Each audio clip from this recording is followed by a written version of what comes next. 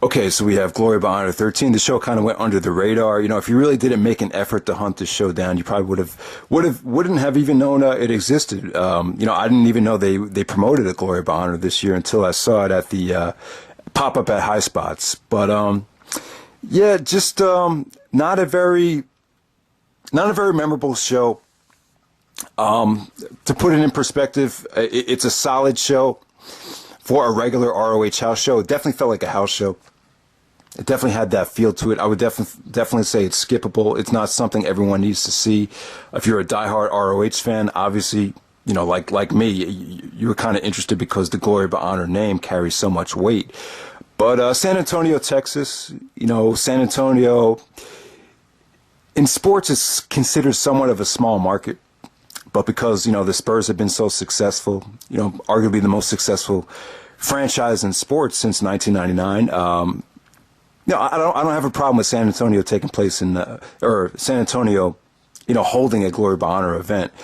It's just the atmosphere and the, not the way the show was booked, but just the overall presentation.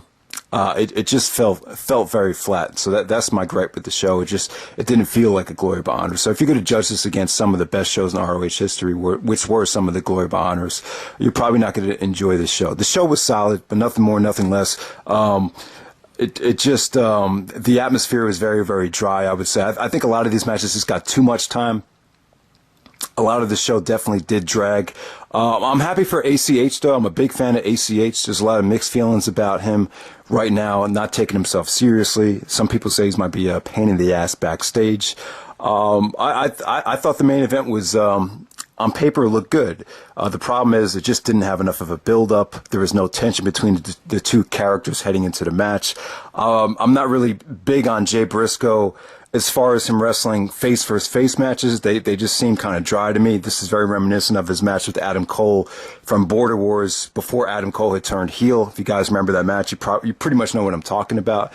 But ACH in his hometown of San Antonio, he looked good. They told a good story with Jay being more of a heel. You could definitely see the badass Jay coming out here, and I think he needs to go back to more of that. I think Jay Briscoe needs to go back to being, more of the day one Briscoe when Jim Cornette was there. It just seemed like the Briscoes were the one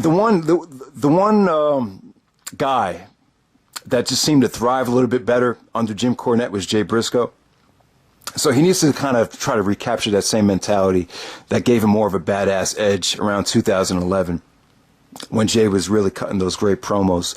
But right now, it just seems like, it just seems like the ROH title just doesn't mean that much now. I was kind of disappointed with the way Elgin, the whole politics behind the Elgin situation, because I really thought Elgin could be that one guy that could put on amazing matches. Elgin and ACH had such an amazing match in 2013. Some would say arguably the ROH match of the year. So that's just my point.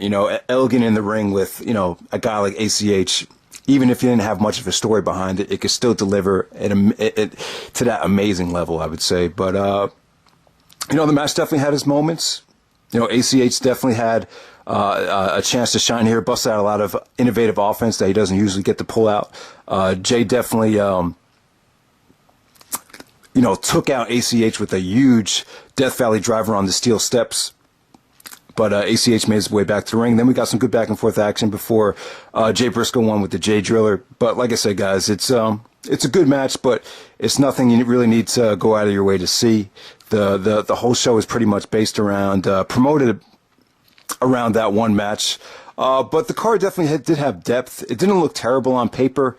Roderick Strong and Frankie Kazarian. I'm a big fan of Roderick right now. I really prefer Roderick as a face. He, Mr. ROH, I think he has a great identity now. He's been there for so long. He has such a great resume of amazing matches. So I'm happy with Roderick Strong's direction. I actually wouldn't mind seeing another Roderick Strong title reign. I know some people don't like his personality, and he comes off very generic. But,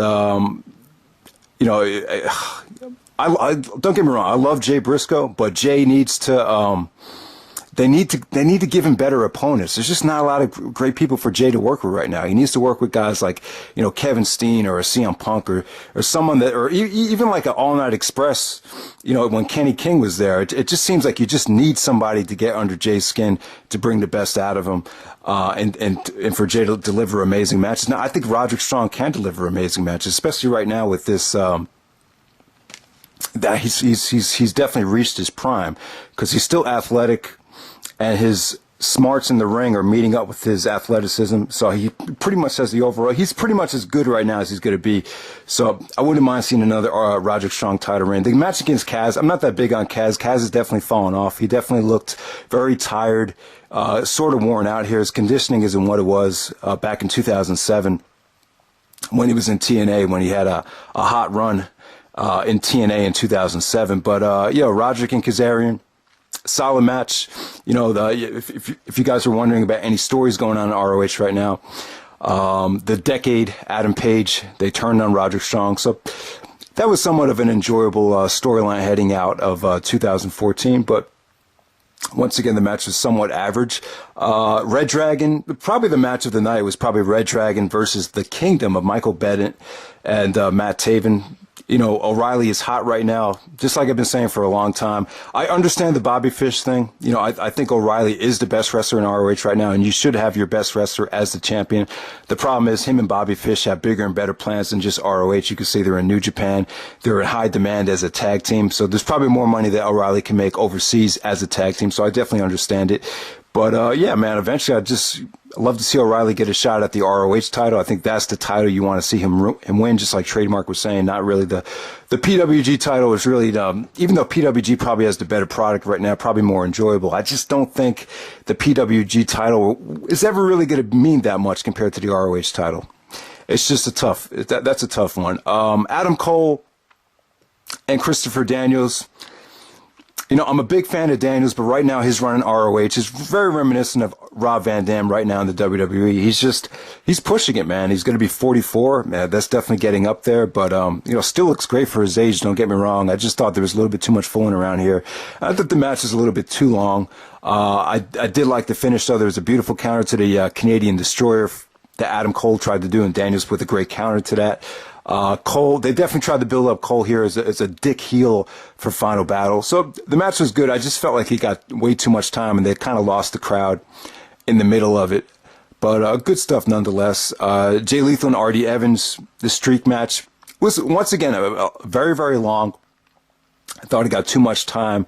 I did like the finish though. Moose actually turned heel. You guys saw Moose, the ex-NFL football player, that showed up at Best in the World. He's getting over right now. Every time he comes out, everyone's like, Moose, Moose. So, Lethal and Evans, I'm not too high in the whole streak thing with R.D. Evans. I haven't really been following the ROH product, so I can't really comment on how valuable that streak thing was. But Lethal actually broke the streak and defended his title. Veda Scott and Moose actually joined together. So there we go with that. And like I said, Jay Briscoe and ACH, it was a solid but pretty average main event.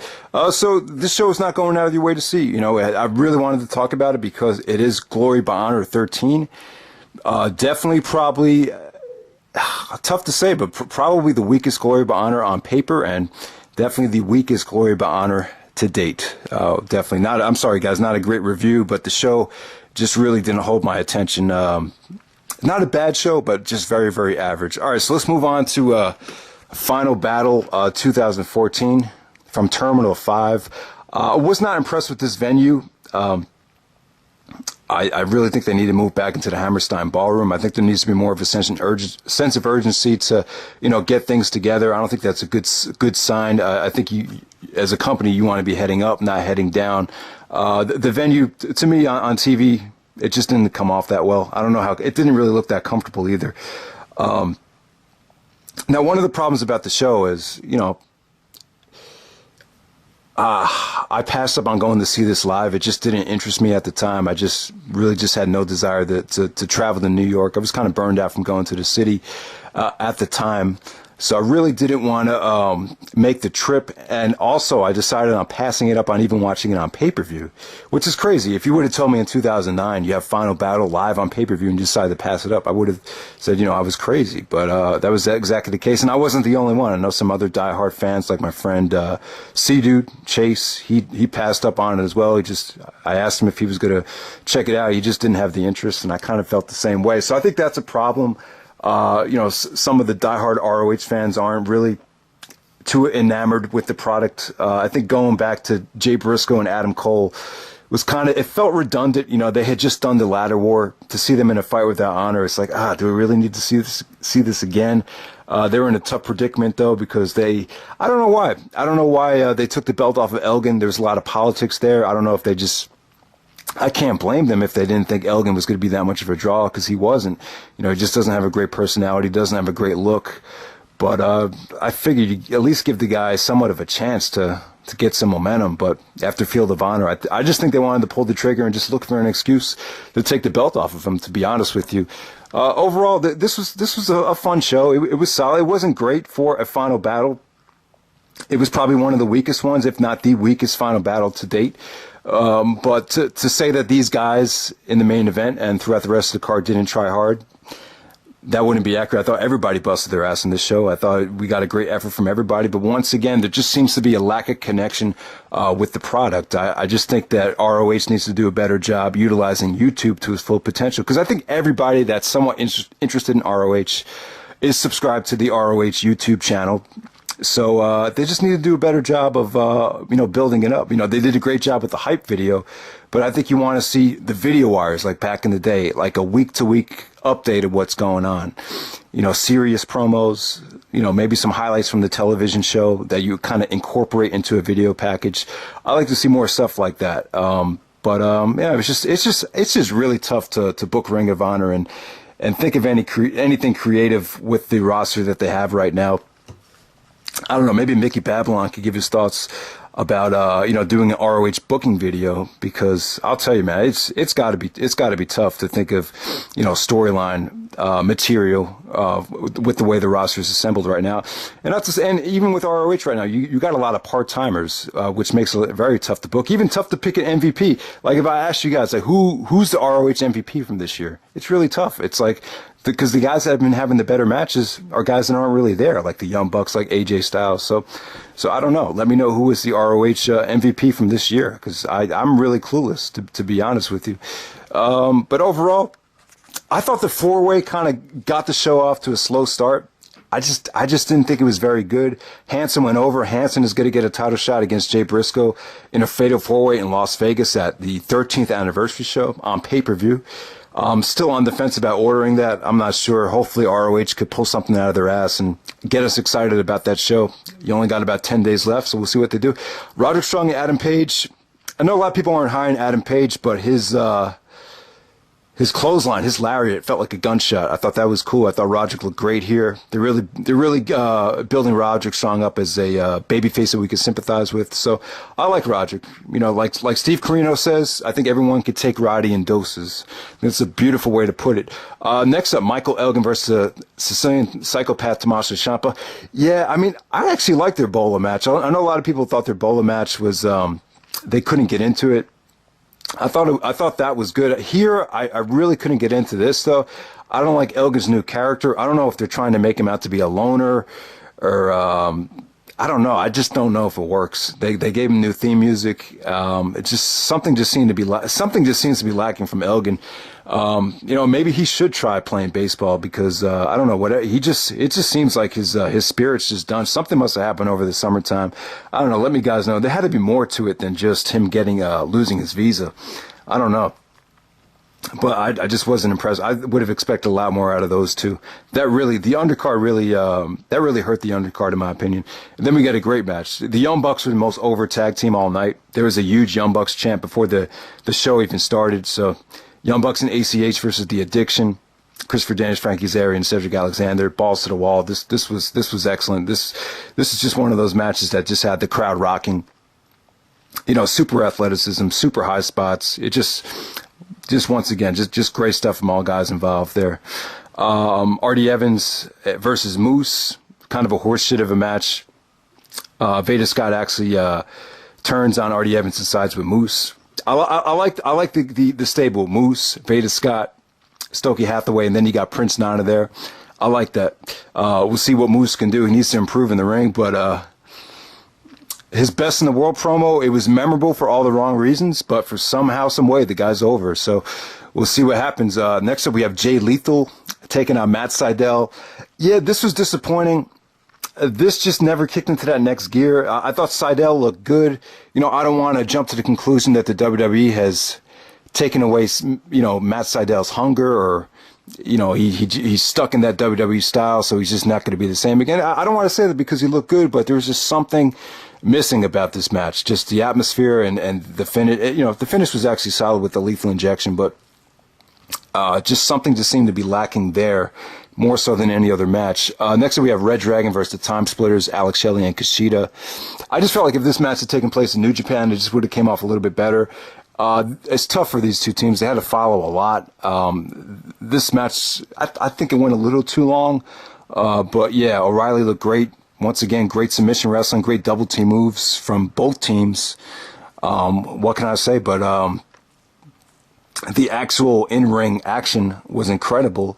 But there was just times in the match where I just felt like they lost the crowd, and it just kind of prevented them from hitting their potential. But yeah, man, Red Dragon and Kyle O'Reilly, they're on a roll right now. So, and then Fight Without Honor for the ROH World Title. Jay Briscoe regained the belt at All-Star Extravaganza by beating Michael Elgin. Still have to see that. And Survival of the Fittest. Adam Cole won Survival of the Fittest. I didn't know that. Okay, so Fight Without Honor. Like I said, guys, it's just tough to follow a Fight Without Honor, or follow a ladder war. I mean, none of the other ladder war participants, you know, kept feuding after their ladder war. So it's really tough. I understand this was kind of like, you know, Elgin lost the belt, so we need to put together the best main event we can. I don't think they should have went with Adam Cole. You know, I think Adam Cole has gotten his chance. You know, there's really no more the guy needs to do. I think he's a good talent. I just don't think he's great. I think if Adam Cole was in ROH, you know, in the heyday when Bryan and Nigel were there, I definitely don't think he would have won the ROH title. I don't think he would even be considered a main eventer. I think he would have been a good, like, pure champion, but not a guy that's going to main event ROH for 15 to 16 months in a row. It's just not that type of guy to me. And there's just a lack of interest from a lot of the ROH diehards about this main event. They did a good job with the hype video, I would say. I thought they both busted their ass, but once again, it just like it kind of had the same. I thought it was better than the ladder war. I definitely think it had more drama. I think you were more invested in this than the ladder war, because the ladder war just kind of took the life out of you with what they were doing. But yeah, man, still great stuff here. You know, Jay took a lot of vicious table bumps. There's this. You know, I would have preferred to see just a straight up one-on-one match without the weapons, but I guess they felt like they had to overdo it to kind of make up for everything. You know, you saw thumbtacks. You saw Adam Cole super kick Jay Briscoe with thumbtacks in his mouth and, you know, spit out the thumbtacks. You saw a staple gun spot where he actually stapled a couple pieces of paper to Jay's head. A lot of Jay drillers. Adam Cole kicked out of like a million Jay drillers here. You know, the match definitely had its moments. You know, there was times where it definitely, like, yeah, this is a fucking awesome match. But there was just other times where I just felt like they were, you know, the crowd was just, you know, kind of going, you know, watching and just going through the motions. So it is what it is. I give the main event probably 3 3/4 stars. Good main event, but not great. A good final battle, but not great final battle. It's tough to talk about ROH these days. But if you guys enjoyed the review, then thanks a lot. Let me know who the ROH MVP was. Let me know if anybody's excited about the ROH product.